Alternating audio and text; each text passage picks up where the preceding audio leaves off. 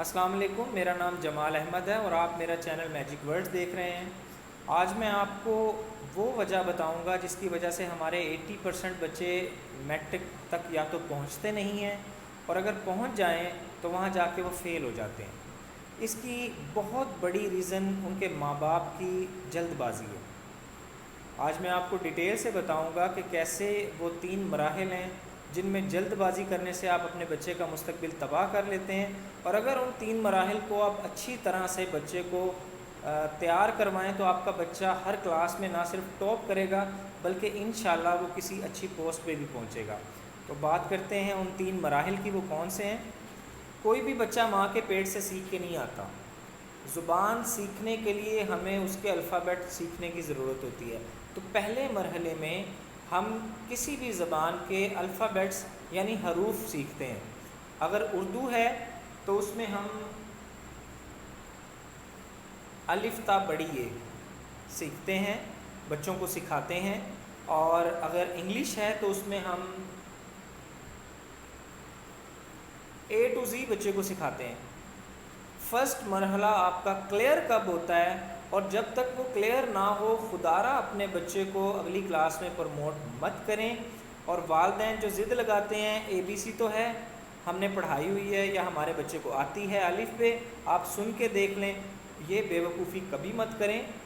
کبھی بھی اپنے بچے کو نیکسٹ یعنی دوسرے مرحلے تک نہ لے کے جائیں جب تک وہ لفظوں کی پہچان نہ کر لے۔ فار ایگزامپل، اگر آپ کے بچے کو کہا جاتا ہے کہ بیٹا ایل لکھ کر دکھائیں اور وہ ایل لکھ دیتا ہے، یا فار ایگزامپل کہیں پہ جے لکھا ہوا ہے اور آپ اس کو پوچھتے ہیں کہ بیٹا یہ کون سا ورڈ ہے، اور وہ بتا دیتا ہے کہ یہ جے ہے، یا اردو میں آپ اسے کہتے ہیں کہ بیٹا مجھے میم لکھ کے دکھائیں اور آپ کا بچہ میم لکھ دیتا ہے، یا کاف لکھا ہوا ہے، اس سے پوچھا جاتا ہے کہ یہ کون سا لفظ ہے اور وہ بتا دیتا ہے کہ یہ کاف ہے، تو پھر اپنے بچے کو نیکسٹ اگلی کلاس میں لے کے جائیں۔ ادروائز اگر 1 سال سے زیادہ ٹائم بھی لگتا ہے تو خدارہ اس پہ کمپرومائز مت کریں۔ یہ پہلی سیڑھی ہے، یہ بیس ہے۔ اگر بچہ اس میں کمزور رہ گیا تو وہ کبھی بھی اونچی منزل میں نہیں جا سکے گا۔ نیکسٹ سٹیپ کون سا ہے؟ جب آپ کنفرم ہو جائے، آپ کو 100% شور ہو جائے کہ ہمارے بچے کو الفابیٹس آ گئے ہیں، تو دوسرا مرحلہ کون سا ہے؟ دوسرے مرحلے میں ہم حروف سے لفظ بناتے ہیں، یعنی الفابیٹ سے ورڈ بناتے ہیں۔ اس کو بتاتے ہیں کہ بیٹا اگر بی اے اور ٹی کو ملایا جائے تو وہ کیا بن جاتا ہے؟ بیٹ۔ اسی طرح سی اے ٹی کو ملائیں تو کیٹ، ایچ او پی کو ملائیں تو ہاٹ، بے اور الف کو ملائیں تو بابا، چے اور الف کو ملائیں تو چاچا، نون اور الف کو ملائیں تو نانا۔ اس کو الفاظ بنانے سکھائیں۔ اس میں بالکل بھی جلد بازی مت کریں۔ اگر اس میں آپ جلد بازی کریں گے تو آپ کے بچے کی بنیاد کمزور رہ جائے گی، یا تو وہ پرائمری میں جا کے پڑھائی چھوڑ دے گا یا مڈل میں، اور اس کی حد میٹرک ہے۔ اور میں نے اپنے 15 سال میں 80% بچوں کو دیکھا ہے کہ وہ میٹرک ان کی اینڈ ہوتی ہے جن کی بیس نہیں بنی ہوتی۔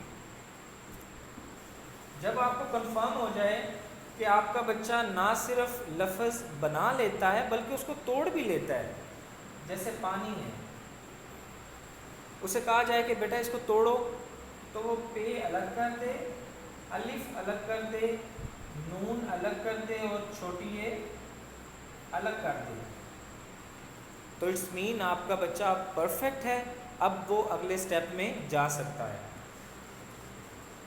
اگلا سٹیپ کیا ہے؟ اگلا سٹیپ ہے الفاظ سے جملہ بنانا، یعنی ورڈ سے سنٹینس بنانا۔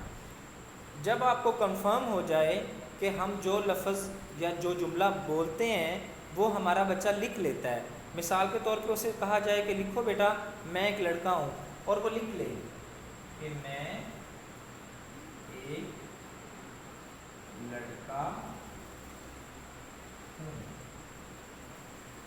یا کوئی ایک سنٹینس لکھا ہوا ہے، چاہے وہ شارٹ سا سنٹینس ہے، आई हैव वन सिस्टर। अगर आपका बच्चा ये जुमला पढ़ लेता है कि मैं एक लड़का हूँ, आई हैव वन सिस्टर, या आप बोलें तो वो उसको लिख लेता है, तो आपका बच्चा तीनों मराहिल में परफेक्ट है।